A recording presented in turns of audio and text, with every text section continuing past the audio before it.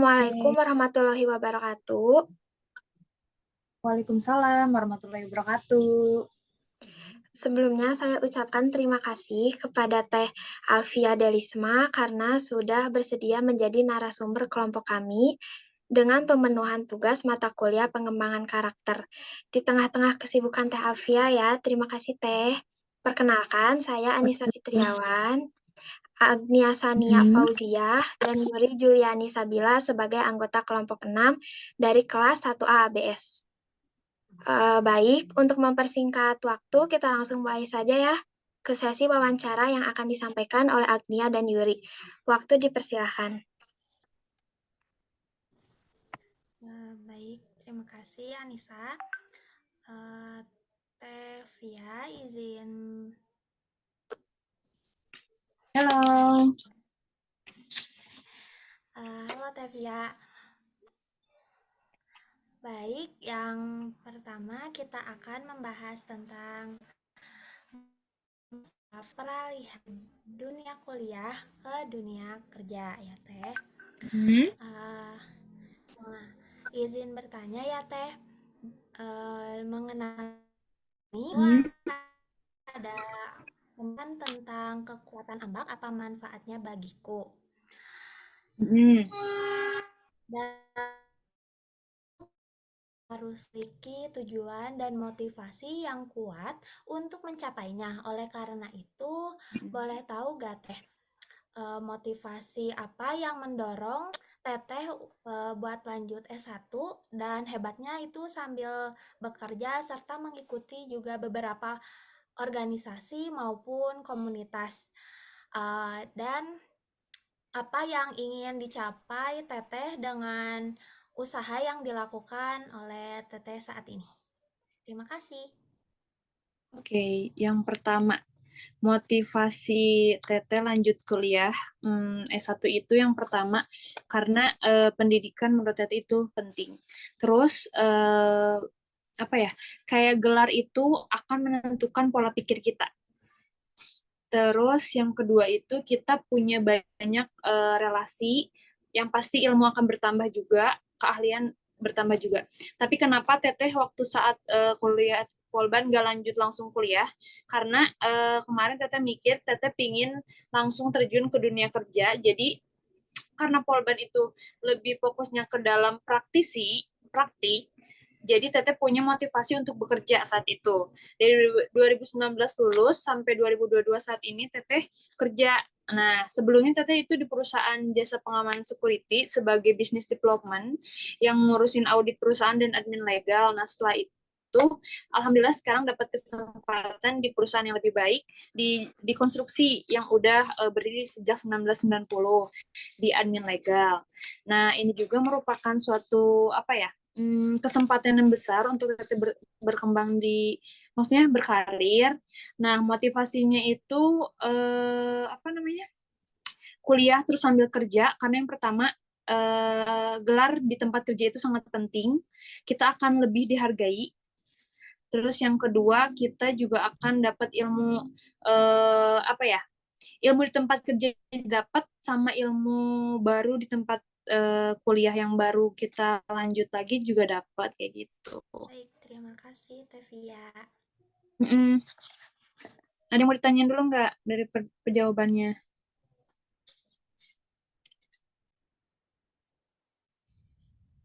Cukup Teh. Selanjutnya bakal dilanjut sama Yuri ya. Oke. Suara saya kedengaran? Terdengar? Dengarkan. Baik. Untuk selanjutnya, pertanyaan selanjutnya masih di buku Quantum Learning. Ada bab 5 tentang memupuk sikap juara, emosi positif, meningkatkan kekuatan otak, keberhasilan, dan kehormatan diri. Nah, pertanyaan pengalaman apa saat masa dari lulus kuliah ke mencari pekerjaan, kan pasti gak gampang ya Teh, kayak pasti ada susahnya gitu untuk nyari pekerjaan. Nah, benar nggak Teh kalau misalnya kita bersikap positif, itu pasti hasilnya juga tidak mengecewakan. Nah, apakah boleh di-share atau pengalaman yang pernah Teteh apa ya, ya dilakukan gitu untuk membuktikan bahwa memiliki sikap positif itu penting. Yes, that's right ya. Teteh setuju banget karena berpikiran positif itu akan menentukan kita hasilnya.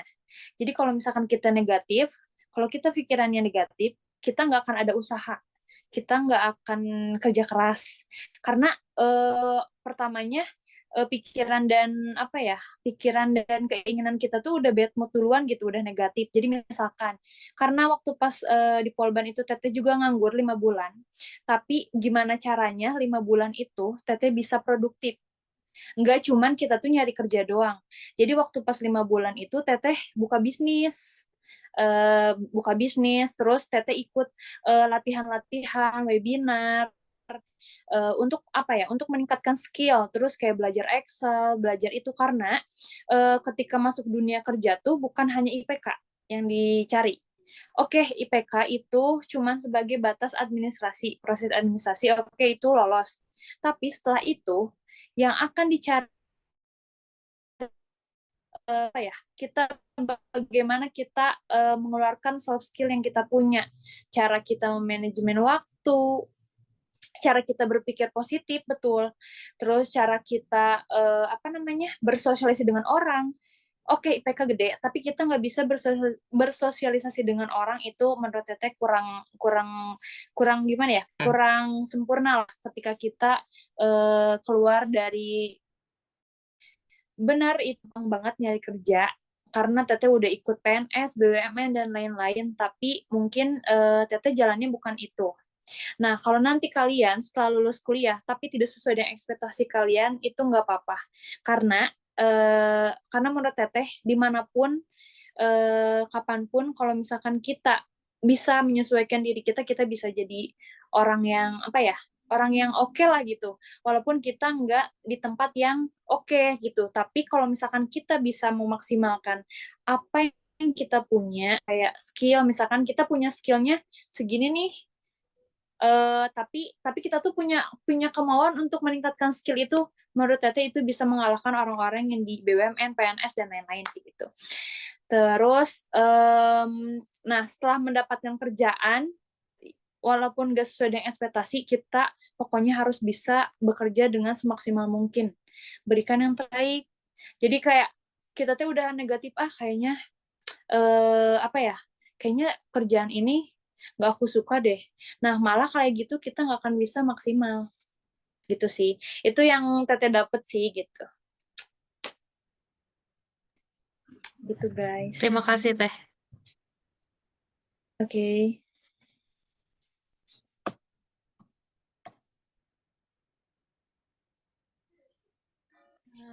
Baik Teh, izin Mm-mm. bertanya lagi. Mm-mm. Di buku The Power of Habit, bab 2 ya Teh, dijelaskan tentang kebiasaan kunci di sebuah organisasi. Bila Teteh mengikuti organisasi di kampus atau di luar kampus, apakah sebuah kebiasaan yang dilakukan di organisasi tersebut dapat membantu Teteh di dunia kerja? Dan biasanya kalau di organisasi tuh kan ada kebiasaannya, Mm-mm. ada yang baik dan ada yang buruk gitu. Mm-mm. Itu tuh sangat berpengaruh gak sih di dunia kerja Teteh sekarang? Sangat. Sangat banget. Karena Teteh di Polban salah satu mahasiswa yang aktif banget sih. Karena Teteh ikut MPM, terus ikut himpunan, sama UKM, sama ikutan organisasi luar. Itu sangat berpengaruh banget. Yang paling sangat berpengaruh itu adalah cara bersosialisasi sama mengemukakan pendapat. Bersosialisasi itu sangat penting banget karena ketika kita bisa bekerja dalam tim, itu sangat berpengaruh di tempat kerja. Contoh satu, misalkan kita nggak ikut organisasi maksudnya kita nggak ikut apapun gitu ya. Nah kita cuman kuliah, pulang kuliah doang gitu ya. Cuman kita mengikuti apa pelajaran gitu. It's okay sih, itu nggak apa-apa karena kan pilihan ya. Tapi menurut Teteh sih ini adalah ajang kalian kalau kuliah itu ikut organisasi sih. Karena itu sangat berpengaruh banget di dunia kerja. Yang pertama itu yang paling penting sih sebenarnya tadi apa sosialisasi dengan orang. Kita bisa mengemukakan pendapat kayak misalkan, terus kita bisa menyelesaikan masalah di organisasi itu. Terus bagaimana kita bersikap inisiatif ketika udah dapet tanggung jawab tuh kayak gimana sih gitu. Terus yang keempat itu time management. Nah, karena dulu Teteh itu sama kayak kalian ya, D3AB, lumayan juga pusing kan ya mata kuliahnya. Terus Teteh juga ikut organisasi. Nah, menurut Teteh organisasi itu adalah suatu hiburan sih. Maksudnya, jadi kita tuh kan udah capek kuliah nih, terus ketemu teman-teman, itu tuh merupakan salah satu motivasi juga sih buat berangkat kuliah gitu. Terus apalagi ya? Saat organisasi sama ini sih apa namanya teh bisa apa ya bisa meningkatkan public speaking juga sih kayak kita apa namanya kayak nggak nyampein ide gitu, bukan pendapat aja tapi kita tuh punya ide, terus kita bisa bertukar pikiran, kita bisa diskusi, bisa kerja tim, itu sangat berpengaruh banget. Jadi kalau kalian punya sekarang ikut organisasi di kampus, walaupun memang capek, tapi yakin deh, nanti di dunia kerja itu sangat berpengaruh banget sih. Itu sih menurut Teteh. Baik, terima kasih Teh. Oke. Lanjut ke pertanyaan selanjutnya ya, Teh. Ini udah di buku Seven Habits, dibahas tentang sebuah kebiasaan. Nah, di suatu kebiasaan itu tuh ada materi yang dahulukan yang utama. Kemudian di kebiasaan ini dijelaskan tentang kuadran waktu yang bagaimana prioritas yang utama. Nah, menurut Teteh, setelah memasuki kerja, apakah tabel kuadran itu sangat penting? Lalu bagaimana skala prioritas apa yang Tevia terapkan di dunia pekerjaan? Oke. Dahulukan yang utama, menurut Teteh itu penting banget sih. Karena kalau kita bekerja, apalagi di dunia karir atau itu, kita harus mementingkan yang benar-benar penting mendesak. Yang benar-benar penting mendesak. Kecuali misalkan penting tapi tidak mendesak, itu it's okay. Jadi kalian punya, kalau Teteh sih punya prinsip, kalau ada kerjaan itu harus langsung dikerjakan hari itu juga, karena kita nggak tahu hari-hari berikutnya kita akan ada kejutan apa dan pekerjaan apa gitu. Nah jadi kalau Teteh pasti itu dahulukan yang penting dan dahulukan yang apa namanya, yang benar-benar mendesak gitu. Nah ketika semuanya udah penting, ketika pekerjaan yang penting dan mendesak itu udah dikerjain, kita bisa ngerjain yang lain gitu. Nah terus apalagi ya. Namun kita juga harus punya target waktu sih. Ketika kita ada penting mendesak, kita juga harus punya target waktu. Ini waktunya kapan? Jangan sampai ketika kita ngerjain sesuatu itu nggak jelas gitu. Wah, itu penting mendesak, tapi kita tuh apa ya, malah lama juga gitu. Jadi harus punya target waktu juga.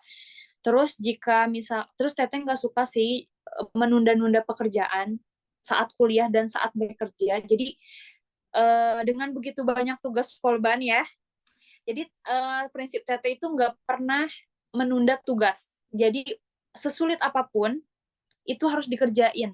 Yang penting ada progres kalau Teteh sih. Nggak tahu ya kalau yang lain. Karena ya tadi balik lagi, karena Teteh ikut organisasi, punya tanggung jawab juga di luar.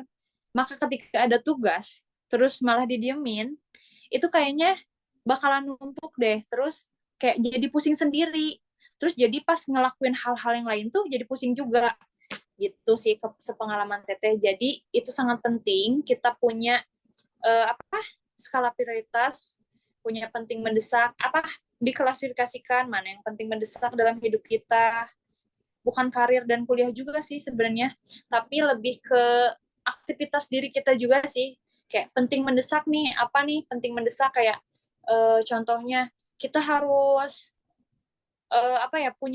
harus minum vitamin nih karena sekarang lagi kayak gini-gini. Terus kayak kita harus olahraga nih karena cuaca lagi kayak gini. Nah, itu kan penting. Terus kayak biar kita sehat. Nah, itu masuknya kemana? Penting tidak mendesak atau apa gitu. Gitu. Oh, satu lagi. Sama kita harus punya sifat memanajemen waktu dengan baik sih. Nah, ketika semuanya skala prioritas itu udah kita punya, kalau kita punya time management yang baik itu menurut Teteh bakalan rapi gitu. Mau itu kerja, mau itu karir, mau itu bisnis, dan semuanya. Baik Teh, terima kasih. Tapi mau pertanyaan lagi boleh nggak Teh? Boleh dong. Kayak eh, kan kan harus punya manajemen waktu yang baik ya Teh. Cuma kadang saya pribadi gitu suka mikir kayak saya dikasih tugas nih, bisa langsung ngerjain sekarang. Tapi nanti kayak nah masih banyak waktunya, nanti aja. Terus pas udah deadline itu masih bisa ngerjain. Tapi kadang juga kayak apa ya, kerasa keteteran juga gitu Teh. Itu Teh berarti manajemen apa ya? Waktu aku kurang baik atau gimana Teh? Sebenarnya bukan kurang baik sih, tapi kamu jadi kalau Teteh ya sekarang, karena Teteh Eh, juga maksudnya ini mah pengalaman Teteh ya, karena Teteh kuliah nggak kerja dari jam 8 sampai jam 5, terus jam iya. 5 harus pulang ke rumah, terus jam 7 jam 9 sampai jam 9 harus kuliah, jam 9 kadang ngerjain tugas gitu, itu kan capek banget ya. Cuman kalau Teteh sih prinsipnya apa ya, bukan bukan nggak baik, cuman ketika kita semuanya di pikiran itu pusing. Jadi Teteh itu selalu bikin table schedule board gitu di kamar. Jadi kita tuh jangan semuanya dipikirin, tapi kerjakan gitu. Nah, bukan manajemennya nggak baik sih, cuman kita tuh terlalu banyak dipikirkan, tapi tidak dituangkan dalam tulisan gitu. Kalau Teteh sih lebih kayak lebih senang nulis. Aku juga senang nulis, senang baca buku. Cuman baca bukunya tentang self improvement Teteh juga sebenarnya. Nggak senang baca mata kuliah lah, pokoknya nggak seneng itulah. Tapi dari baca buku self improvement itu setidaknya 15 menit sampai 15 menit itu tuh bisa membangun kita tuh untuk memanage semuanya gitu. Kalau Teteh sih biar nggak keteteran ya tadi ngerjain tugas langsung ketika dikasih tugas walaupun itu belum beres. Jadi setidaknya kita di akhir-akhir kita tinggal ngeberesin yang sedikit-sedikitnya gitu dibandingkan kita aduh pusing masih banyak waktu, nanti ketika udah dapat tugas yang baru lagi itu bingung sih mau ngerjain yang mana. Itu kerasa banget sih, kan Polban luar biasa ya. Ini semester berapa? Semester 1 Teh baru masuk. Oh, Masya Allah, semangat ya. D3, D4, D3 ya. D3, D3. Oke. Makasih Teh. Oke, semangat.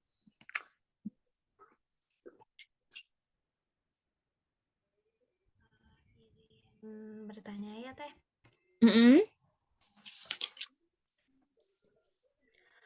Selama perjalanan karir Tevia, kira-kira yang selalu menjadi tantangan atau pantangan Teteh selama ini apa? Kalau boleh tahu. Rekan kerja. Jadi gini guys, jadi menurut Teteh tuh tantangan yang paling besar itu teman kerja dan rekan kerja. Jadi ketika kita beda pendapat, terus kita beda argumen, itu yang paling penting kita harus bisa mengontrol emosi dan mengontrol diri. Terus ketika kita nggak bisa nahan emosi, kita bakalan bad mood ngerjain apapun semuanya. Jadi yang paling penting tantangan selama ini, selama 3 tahun lebih Teteh berkarir, tantangan tuh rekan kerja sih. Itu kan bisa beda pendapat, terus kita tuh kadang takut melangkah. Kadang yang Teteh rasain sih, ketika kita mengerjakan sesuatu, kadang berpikiran ini tuh bener gak ya? ini tuh salah gak ya? Nah, itu tuh tantangannya. Itu susah banget dan harus based on apa ya? Based on kayak kita tuh harus apa-apa nanya ke pimpinan karena emang kita kerja di orang gitu. Jadi kita nggak bisa pengambilan keputusan. Nah, yang paling sulit itu adalah pengambilan keputusan. Ketika dirasa itu tuh baik menurut kita, tapi menurut pimpinan belum baik, itu tantangan sih buat buat kita nanti kalau misalkan udah di dunia kerja ya. Terus minim informasi sih. Jadi kalau misalkan kalian nggak inisiatif, nah tantangannya kita bakalan ketinggalan informasi. Bukan di tempat karir doang sih sebenarnya. Tantangan itu bisa juga di kuliah. Ketika kita lagi ngerjain nih sesuatu, terus gak ngerti, terus kita tuh nggak nanya, bakalan minim dan ya udah itu bakalan nilainya jelek misalkan deh. Tapi kalau di tempat kerja, kalau kita nggak inisiatif ke pimpinan atau kita nggak proaktif, itu juga tantangan sih.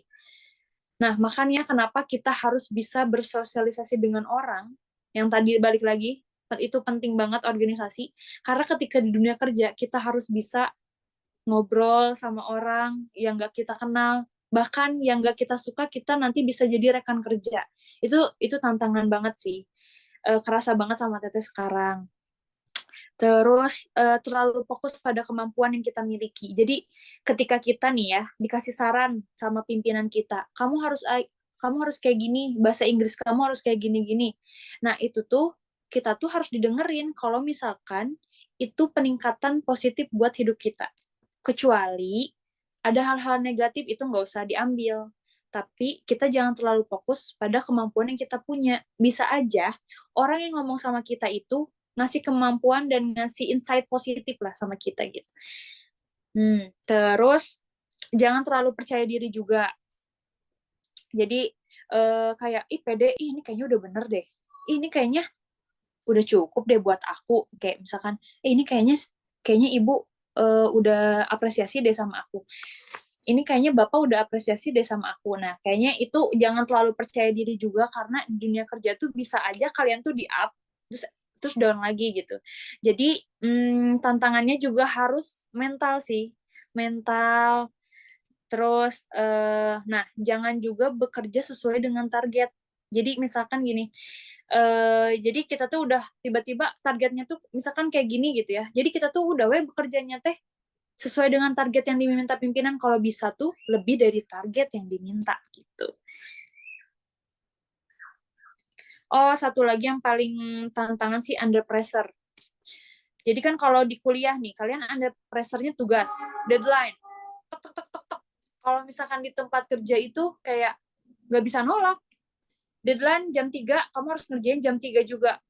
Dikasih waktu ya cuma 1 jam, gimana pun itu harus maksimal dan gimana pun itu harus bisa diterima sama pimpinan kita. Nah, terus gimana kalau misalkan belum beres? Sebisanya dan sesudahnya aja, udah apapun yang ada hasilnya segitu. Itu kan mereka lagi ngetes kemampuan kita gitu.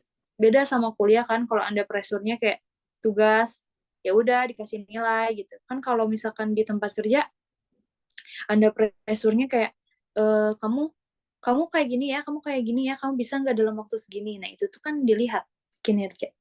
Nah, kinerja itu bisa apa? Bisa menaikkan gaji kalau misalkan kita oke gitu. Gitu, guys. Baik, Teh boleh izin bertanya lagi?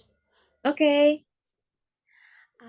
Kan tadi sebelumnya Teteh sudah bilang kalau Teteh pernah menjalani bisnis. Nah, Sekarang juga masih. ya, bagaimana sih dari kan Teteh tuh sibuk ya, maksudnya ya kerja, ya ada bisnis, terus ada organisasi, ada kuliah. Kan kadang tuh kayak saya pribadi kan punya bisnis ya Teh, tapi kadang-kadang tuh kayak apa Teh rajin posting gitu. Kayak testimoni, terus pesanan, pokoknya gitu. Terus tapi kadang sewaktu-waktu teh kayak ih capek kadang terus atau enggak tiba-tiba mager, terus kayak bingung gitu. pokoknya suka kadang nge-stuck gitu, tapi kayak kita tuh pingin lagi kayak jadi di jeda gitu. Gimana cara untuk selalu konsisten gitu sama semua bisa manage semuanya? Balik lagi sih ke motivasi pembentukan bisnis itu apa? Maksudnya bisnis yang kamu punya ini mau dibawa kemana? Kalau Tete sebenarnya Tete juga bisnis Tete lagi ini dulu, lagi break dulu sih karena aku lagi beresin satu persatu sih sebenarnya. Jadi Tete juga punya bisnis ini partneran karena partner Tete juga sibuk sama Tete juga sibuk. Jadi kita tetap jalanin, kita tetap bikin strategi, kita tetap jualan offline. Tete jualan offline kadang eh, kadang online tapi lebih banyaknya sekarang kita offline. Jadi lebih ke nawarin ke orang-orang langsung dan buka stand kalau Tete. Eh, Kalau misalkan lagi redup bisnis kita, yang paling pertama tuh balik lagi sih ke motivasi membangun bisnis itu buat apa? Kayak ini bisnis ini mau dibawa kemana sih? Akhir dari bisnis ini mau kayak gimana sih? Kalau Teteh sih punya kenapa bikin bisnis karena aku sebenarnya pengen jadi entrepreneur. But tapi kita harus punya a lot of money kan. Kita harus punya a lot of income gitu kan. Jadi kayaknya terus teteh juga harus kuliah dulu ya, cari ilmu manajemennya gitu. Lebih ke kan kalau Polban D3AB lebih ke praktis sih. Kalian nanti lebih banyak praktik. Nah, kalau misalkan mau lanjut, itu kalian pasti ke manajemen gitu. Nah, itu sangat penting banget. Nah, kenapa Teteh pingin bisnis dan kenapa Teteh pingin kuliah? Balik lagi karena aku ketika nanti beres kuliah tuh punya ilmu buat dikembangin di bisnis aku dan sekarang Teteh kerja, Teteh lagi belajar gimana sih sistematika di kantor itu buat nanti bisnis kita. Nah, balik lagi ke motivasi. Jadi ketika kita motivasinya, aku pengen jadi pengusaha sukses nih. Tapi pengusaha sukses tuh nggak secara instan. Kita harus dari nol dan titik darah penghabisan gitu. Terus kita tujuannya kalau Tete juga pingin buka lapangan pekerjaan, pingin sebaik-baiknya manusia tuh bermanfaat bagi orang lain. Nah, terus pingin hasil keuntungannya itu buat kita tuh bisa berdonasi. Jadi kan berkah gitu. Jadi apa yang kita dapat tuh ini loh gitu. Gitu sih. Jadi yang paling penting tuh balikin ke motivasi lagi, maksudnya balikin lagi motivasi kalian bangun bisnis itu apa gitu. Dan buat apa. Nanti nanti tumbuh semangat. Nah, terus kalau misalkan kalian nggak ngelanjutin bisnis itu apa konsekuensinya gitu? Bisnisnya bubar lah atau nanti tuh nggak ada keinginan buat buka bisnis lain lah gitu. Jadi balik lagi motivasi, tujuan, sama pikir konsekuensinya apa gitu. Itu sih. Wah, baik. Teh mau nanya lagi sekarang. Boleh, boleh dong. Eh, di dunia kerja Mm-mm. kayak nggak di sekarang juga kan kadang kayak nggak enakan ya, ada rasa nggak enakan. Nah, kalau Mm-mm. di dunia kerja masih tetap ada rasa nggak enakan, gimana caranya biar kayak kan kadang nggak baik ya, rasa nggak enakan itu kadang malah jadi Mm-mm. kitanya juga gimana ya, kadang kayak bingung sendiri, terus tapi kita Mm-mm. ih gak enak nih sama orang ini kayak gitu. Nah, pinginnya tuh kayak di dunia kerja tuh harusnya tuh seperti apa? Berani sih. Jadi ketika kita misalkan ada kerjaan nih, aduh tapi aku nggak enak nih sama si Tete itu ngomongnya, ya gimana? Kita harus maju. Kalau misalkan kita mikirnya, aduh nggak enak, gimana ya ngomongnya? Malah kepikiran tuh pusing banget. Sumpah itu pusing banget sih. Jadi ketika kita nggak enakan, oke, ini ini kita harus jadi orang profesional. Kita nggak boleh nggak enakan. Terus nggak boleh juga terlalu baik sama orang kalau di tempat kerja. Dan di tempat kerja itu tidak ada yang namanya teman sejati. Kita semuanya bukannya saling menjatuhkan ya, nggak ada pokoknya di tempat kerja yang namanya teman sejati dan teman yang baik, nggak ada. Semuanya itu hanya rekan kerja, hanya rekan tim gitu. Nah, ketika kita merasa nggak enakan, kalau teteh nih, kalau kayak nggak enakan, kalau aku mikirnya gini, ah ya gimana, ini kan kerja, mau nggak mau kita harus nanya, mau nggak mau kita harus ngomong, mau nggak mau kita harus ketemu orang itu. Jadi harus profesional sih. Sama tingkat kedewasaan kita itu kalau di tempat kerja harus stabil. Jadi kayak, aduh kenapa ya meleyot nih semangatnya, aku nggak suka nih ngomong sama orang itu. Nah itu nggak boleh. Di tempat kerja nggak boleh kayak gitu. Kita harus, walaupun kita lagi bad mood, kita harus pasang apa yang ceria dan senyum pokoknya gitu sih. Terus kayak misalkan kita nih pas nyampe tempat kerja, aduh belum ada semangat apapun ya, nggak apa-apa, diam dulu bentar, ketika udah ada mood baru mulai kerja gitu, daripada dipaksain dan sampai akhirnya tuh nggak mood gitu. Itu apa sih, apa yang Teteh bicarain itu apa yang Teteh rasain gitu, kayak sharing aja gitu.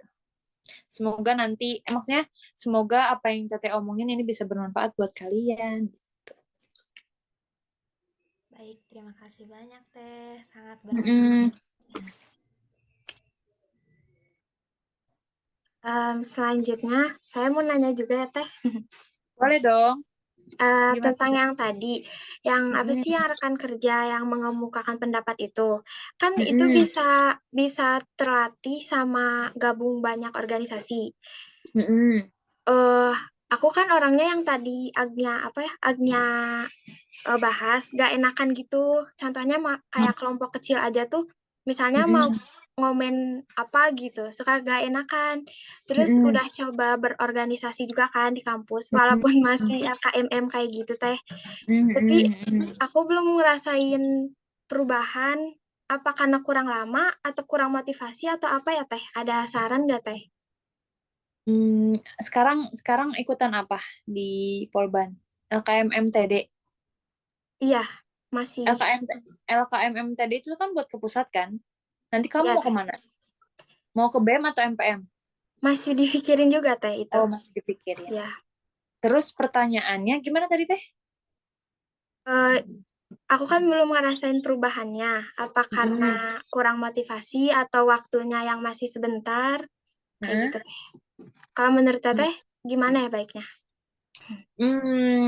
Itu balikin ke kamu sih. Jangan sampai ketika kamu masuk organisasi, apa sih, apa ya, tujuan utama kuliah kamu itu terceceran. Jadi, kalau Teteh, balik lagi ke tujuan sih, kayak kamu tujuan ikut organisasi ini buat apa? Bakalan berimpact besar gak buat kamu nanti kehidupan kelak gitu, di tempat kerja kah, atau nanti kamu dapat apa ya, punya organisasi sendiri. Nah, itu pikir lagi tujuannya apa. Misalkan contoh mau masuk BEM, misalkan BEM kan lebih ke action ya.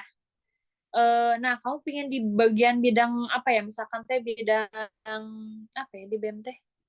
MSDM gitu. Nah, kamu pingin jadi ke people development. Kamu pingin jadi bikin yang training. Kamu bikin yang latihan gitu. Nah, itu balik lagi ke tujuan kamu. Kamu mau kemana arahnya? Apa yang mau kamu, apa namanya? Kamu tingkatin. Misalkan, aku pingin ningkatin nih public speaking aku. Oh, berarti kamu masuknya di aspirasi masyarakat yang lebih kememukakan pendapat. Oke. Nah, terus kamu misalkan teh nggak mau BEM capek, action. Ya udah, masuk MPM deh. Kamu pingin jadi pemikir. Nah, jadi bagian apa namanya teh? Ada ART kayak gitu. Oke, masuk MPM. Nah, kalau Teteh MPM-nya itu komisi pengawasan yang kerjanya sama BEM. Jadi aku tuh sering sama BEM, jadi lebih ke banyak apa ya, action kalau Teteh. Nah, kalau misalkan kamu lebih ke pingin apa ya, mengkaji undang-undang, ada ART, Kema Polban. Nah, oke, berarti kamu masuknya ke MPM. Nah, berarti yang perlu digarisbawahi itu adalah tujuan kamu masuk organisasi itu untuk apa. Nah, ketika udah masuk organisasi itu, apakah akan mengganggu kuliah kamu atau enggak gitu. Kalau misalkan mengganggu, berarti lebih ditelaah lagi. Berarti aku nggak bisa nih masuk di pusat karena sibuk banget. Udah deh himpunan aja, tapi aku bakalan maksimal nih di himpunan. Oke, misalkan di himpunan enggak, ya udah aku di UKM, misalkan UKM apa kesukaan dengan minat kamu. Nah, jadi jangan sampai ketika kita ikut organisasi itu hanya kepaksa dan bukan kemauan dan bukan passion. Jangan sampai. Nah, ketika kita bukan passion, jadi kayak kamu nggak ikut organisasi, aku ikut organisasi ini, tapi nanti pas udah beres dari masa organisasi itu nggak dapat apa-apa, itu sedih banget. Nah, jadi balik lagi ke tujuan, terus nanti kaitkan dengan apa ya, perkuliahan, karena kita kan ngampus itu tugasnya, nggak, ngampus itu tujuannya kita dapat nilai kuliah ijazah. Tapi di samping itu kalau kita punya organisasi, oke, berarti time management kita lebih di apa namanya, lebih ditata lagi, lebih dibagusin lagi gitu. Jadi kita bisa ikut organisasi, nilai kuliah bagus, semuanya bagus gitu. Gitu guys. Oke, Masih terima bingung nggak? kasih.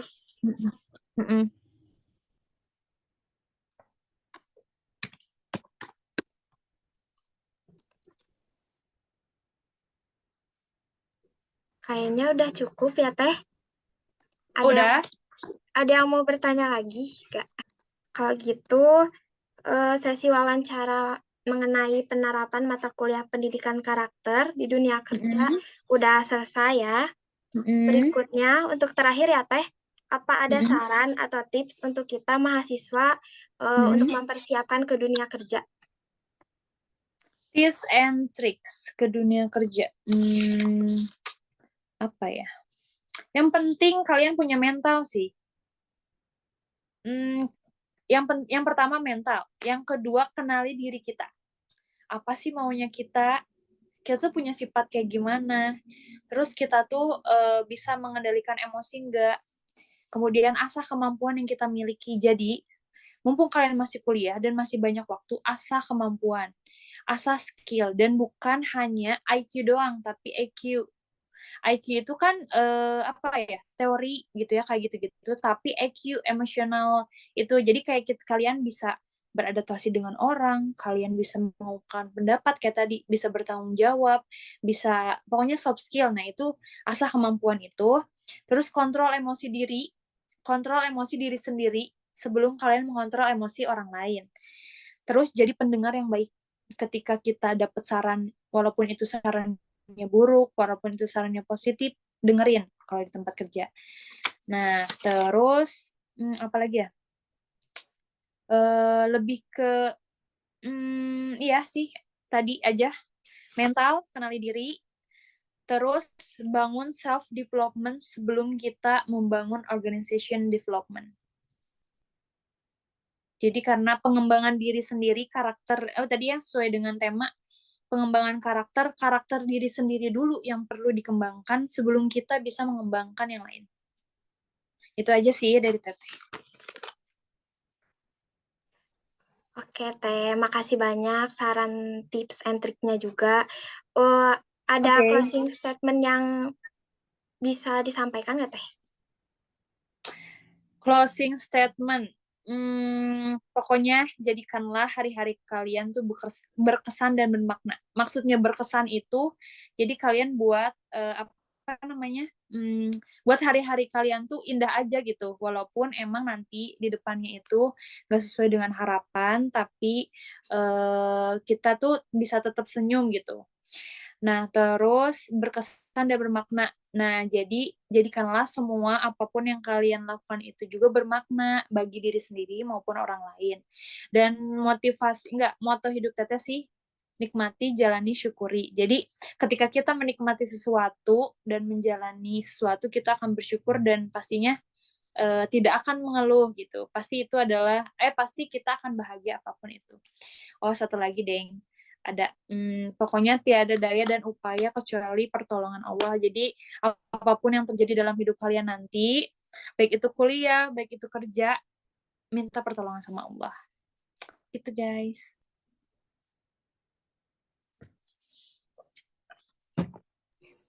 Oke, Teh. Makasih banyak. Saya ucapkan terima kasih kepada Teh Via karena sudah bersedia menjadi narasumber kami. Tentunya share pengalaman dan saran ataupun tips dari Teh Via pasti akan sangat berguna bagi kami ke depannya. Dan akan kami terapkan, insya Allah. Iya. Baik, Pokoknya semangat ya. Ya, Teh, siap. Baik, saya tutup diskusi kali ini. Assalamualaikum warahmatullahi wabarakatuh. Oke, nanti kalau misalkan ada yang mau ditanya-tanyain boleh boleh aja, kalau misalkan follow IG Teteh boleh, di DM boleh atau WA boleh ya. Siap, Teh. Oke. Teh. Semangat Makasih banyak, ya. Teh. Sampai ketemu lagi. Bye-bye. Ya, makasih, Teh.